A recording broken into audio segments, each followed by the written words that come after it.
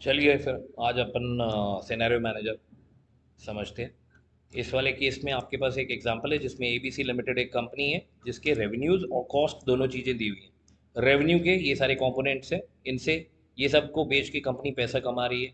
But ये rates जो हैं वो डिफरेंट टाइम में डिफरेंट रहे। ये तीन सिनेरियो दिए हुए हैं, scenario one pre Covid, scenario two during Covid and scenario three post Covid. देखें आपके रेट्स कोविड के टाइम पे बढ़ गए थे बहुत ज़्यादा। हाँ, सैनिटाइजर 45 का जो है 500 का हुआ, आज की डेट में वो वापस नॉर्मल आ गया क्योंकि लोगों को पता चल गया इसके साइड इफ़ेक्ट्स भी हैं और अब कोई प्रॉब्लम नहीं है, तो फिर वो डिमांड नहीं है, तो सप्लाई एक्सेस होने की वजह से प्राइसेस नीचे आ गए। ओके, ये सभी के आप देखें तो आपके प्राइसेस और वैल्यूज़ चेंज हो रही है। तो ये जो भी प्राइस है वो कंपनी को कहीं ना कहीं रेवेन्यू की तरह से काउंट होता है, और कंपनी जहाँ पैसा कमाती है वहाँ उसका कुछ खर्चा भी लगता है। इस केस में हमें जो इन्फॉर्मेशन गिवन है कि स्टाफ की सैलरी है एक खर्चा, रेंट है प्रीमिसेस का जहाँ से वो दुकान में सामान बेच रहे हैं, और इलेक्ट्रिसिटी है जो कि अलग से कॉस्ट ऑफ मटेरियल के साथ अवेलेबल है। अब हमें करना क्या है, हमारे को स्टार्टिंग पॉइंट जो हमारा रहता है ये सिनेरियो मैनेजर में, उसमें हमें एक फॉर्मूला से स्टार्ट करना है। इस केस को आप देख के बड़ा इजी समझ पाएंगे कि हमारा टोटल कैश फ्लोज जो आ रहा है, हम इसको प्लस लिखते हैं। यानी जो हमारे पास आ रहा है वो प्लस हो गया, और जो हमारे पास जाने वाला है उसको हमें माइनस करना है। तो प्लस वाली चीज़ बड़ी होनी चाहिए।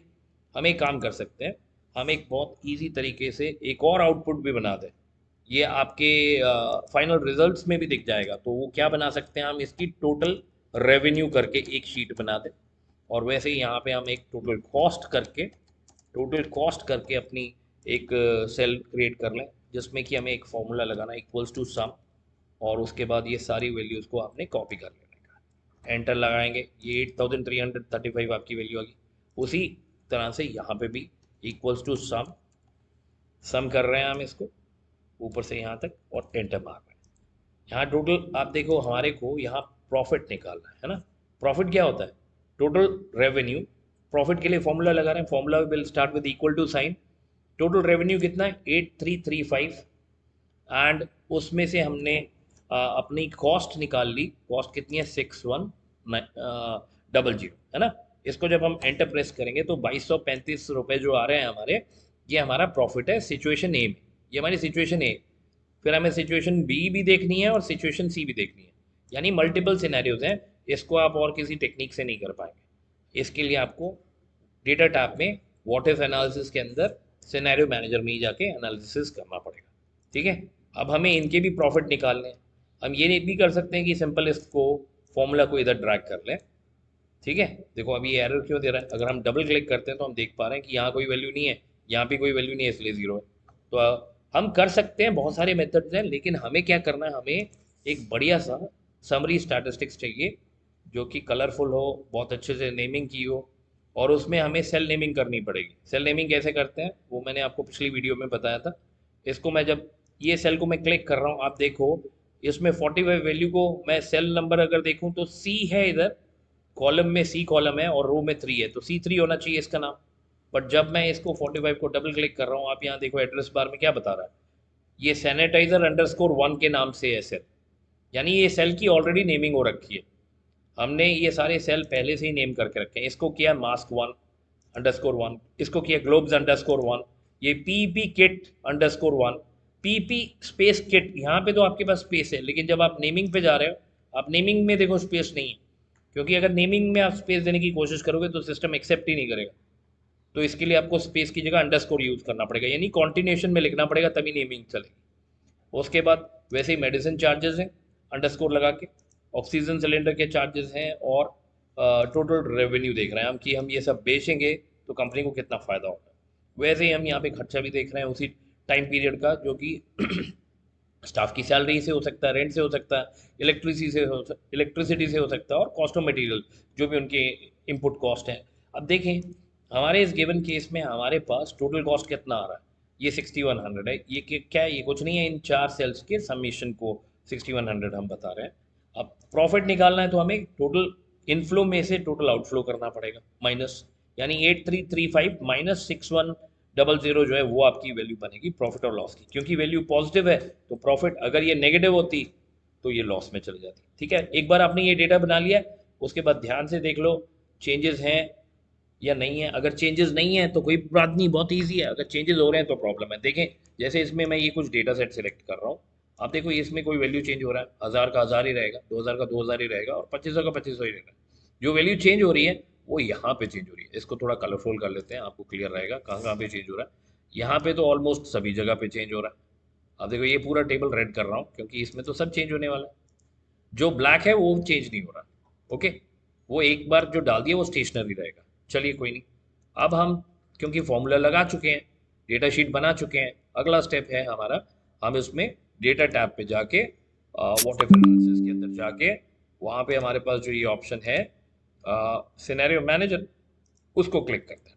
अब देखिए सिनेरियो मैनेजर में ऑलरेडी 3 सिचुएशंस एडेड है। ठीक है, आपकी कंफर्ट के लिए मैंने पिछली वीडियो में इंग्लिश में ये बात की थी, तो अब मैं एक बार आपके डिलीट कर देता हूँ सो दैट आपको क्लियर हो जाए। हम जीरो से ही स्टार्ट कर रहे हैं। फिर मैं इसको ऐड कर रहा हूँ, पहली बार ऐड कर रहा हूँ तो मुझे सिनेरियो का नाम देना, उसको मैं प्री कोविड पीसीडी लिख देता हूँ। Okay, PCD stands for pre Covid. अब मुझे इसमें देखो क्या क्या सेल चेंज करने हैं। ये मेरी स्टेशनरी इन्फॉर्मेशन नहीं है, जो चेंज करने वाले सेल हैं वो सारे के सारे सिलेक्ट करने पड़ेंगे। ये रेवेन्यू के अकाउंट में सारे चेंज हो रहे हैं। ठीक है, उसी तरह से मुझे कुछ कॉस्ट में भी चेंज करना पड़ सकता है। अब देखो 1000 2000 और 2500, ये जो पहली 3 वेरिएबल्स हैं जिनकी वैल्यू हमें मेंशनड है, इसमें हमें ये वैल्यू चेंज नहीं करनी है। ठीक है, तो हम इसका सेल का रेफरेंस ना भी दें तो भी चलेगा, इसकी जगह हम यही सेल दे दें जिसमें वैल्यू चेंज करनी है तो भी चलेगा, क्योंकि ऑलरेडी हमारे पास एक इनबिल्ट फॉर्मूला लगा हुआ है। सिस्टम उसी फॉर्मूला को रेप्लिकेट करेगा और यही एक्सेप्शन देगा कि जो हम यहाँ पे सेल ऑप्शंस पिक कर रहे हैं उनमें अगर कोई वैल्यू चेंज करनी है तो अलाउड है। बट क्योंकि हम ये पिक नहीं कर रहे हैं तो इसमें अलाउड नहीं, बाकी में। ठीक है, हम ओके करते हैं। सिस्टम मुझे वो सारे सेल दिखा रहा है जो कि मैंने अभी अभी सेलेक्ट किए हैं, यानी जिसमें वेरिएशन अलाउड है। Sanitiser 1, mask 1, gloves 1, PP kit 1, medicine charges. देखें ये सारी चीज़ें प्रॉपरली नेम्ड सेल्स हैं। ओके, पीपी किट के बाद medicine underscore C H, oxygen underscore cylinder, cost underscore material. So you see cost of material को cost underscore material करके लिखा हुआ है ना। तो आपकी जो वैल्यूज़ हैं ये इसमें क्या मेंशन है, सबसे पहले वाली वैल्यूज़, ये वैल्यूज़ वो वैल्यूज़ हैं जो सिस्टम में आपके पहले वाले केस में है। मैं यहाँ पे देखूँ 45 20 20 250 ऐसे करके वैल्यूज़ आ रही हैं। तो आपने कुछ नहीं करना, इसको सिंपल ऐड करना है क्योंकि सिस्टम में पहले ही ये सब वैल्यूज़ इन बिल्ट है। अब हम सेकंड सिचुएशन को डाल रहे हैं जिसमें हम ड्यूरिंग लिख रहे हैं, during Covid. Okay, during Covid को ड्यूरिंग सीडी लिख दिया। सिनेरियो का नाम, सेल वही रखेंगे, सेल नहीं चेंज करेंगे। कुछ स्टूडेंट्स गलती क्या करते हैं कि वो ये सेल चेंज कर देते हैं, C3 से C8 की जगह वो D3 से D8 कर देंगे और फिर D14 कर देंगे। ये गलती है, ये नहीं करना आपने, यहीं पे गड़बड़ करेंगे। अगर आप करना चाहते हो करके देखो गलती से, फिर देखो आपका जो फाइनल समरी स्टैटिस्टिक्स आएगा वो कितना बड़ा सा आएगा और उसका कोई मीनिंग ही नहीं निकलेगा। ओके, तो आपने ये वैल्यूज़ नहीं चेंज करनी है। और सिंपल जब आप ओके प्रेस करते हो सिस्टम आपको पूछता है कि क्या वैल्यूज़ डालनी है। अब 45 तो है नहीं है उसकी वैल्यू, उसकी वैल्यू है 500। टैब की से मैं दूसरे पे जाता हूँ, उसकी वैल्यू है 100। ग्लोब्स की वैल्यू है 40। ये सिचुएशन 2 है। यहाँ पे आपके पास 1000 रुपये वैल्यू आ रही है, 75,000 रुपये। ये कोविड चल रहा है, बहुत महंगा खर्चा है सब चीज़ों का। फिर हमारे पास ऑक्सीजन सिलेंडर की कॉस्ट 8000 बढ़ गई है। कॉस्ट ऑफ मटेरियल 600 से कितनी हो गई, 15,000। जब ये सब आप डाल देंगे, देखेंगे उसके बाद आपको ऐड करना है, क्योंकि हमने अभी 2 सिनेरियो कर लिए। तीसरी सिनेरियो क्या है, पोस्ट कोविड, पोस्ट सीडी।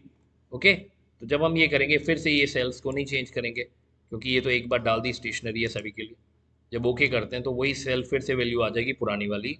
ये सिस्टम आपको वैल्यू दे रहा है जो आपने चेंज करनी है रिक्वायरमेंट के हिसाब से। तो ये 45 नहीं है, थर्ड सिचुएशन में वैल्यू है 30। टैब की प्रेस करके दूसरे सेल पे गए 40, टैब की 30, टैब की 300, टैब की 10,000, टैब की 5,000। ठीक है, लास्ट में 2,000 रुपीज़ कॉस्ट ऑफ मटेरियल। ठीक है, ये जैसे ही आप कर दो तो अब आप ऐड करोगे तो वो सिस्टम फिर से मांगेगा कि और कुछ कोई सिनेरियो ऐड करना है। बट हमारे पास तो 3 सिनेरियो थे, 2 हमने पहले कर दिए थे, तीसरा अब हम ओके करेंगे। जैसे ही मैंने ओके किया तो आप देखो यहाँ पे सिचुएशन सिनेरियोज के नाम आ गए, PCD, pre Covid, during Covid, post Covid. तीनों सिनेरियो आपके आमने सामने है।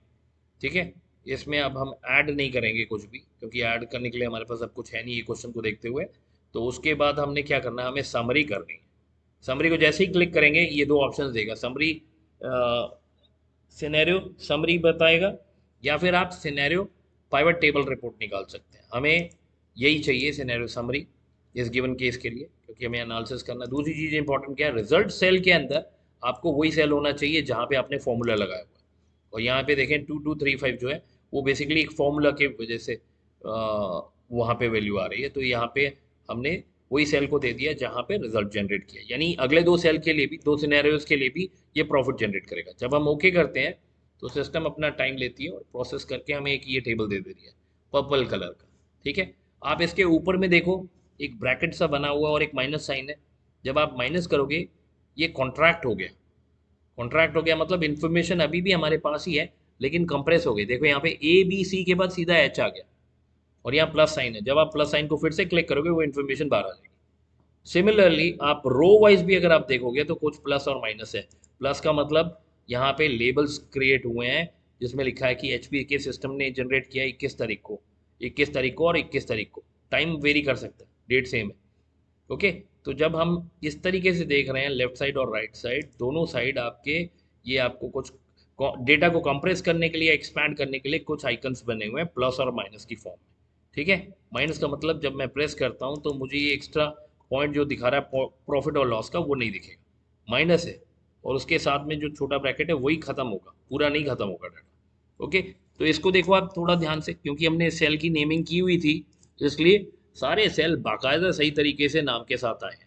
टीचर हमेशा सिनेरियो मैनेजर के अंदर ये चीज़ जरूर ढूंढता है कि बच्चे का नेमिंग का जो प्रोसेस है वो बिल्कुल ठीक है, उसने ठीक से नेम किया है, और जो आउटपुट है इस केस में प्रॉफिट एंड लॉस है वो सही से आ रहा है सभी केसेस में। तो इन तीनों सिचुएशन में कंपनी को कहीं पे भी नुकसान नहीं है। सबसे कम प्रॉफिट 2200 रुपये का हुआ है, सबसे ज़्यादा 64,000 रुपये का हुआ है, और 7900 का एक प्रॉफिट थर्ड सिनेरियो में हो रहा है। ठीक है, इसमें आप देखोगे वैल्यूज वही चेंज हो गई हैं जो आपने इंसर्ट करवाई थी।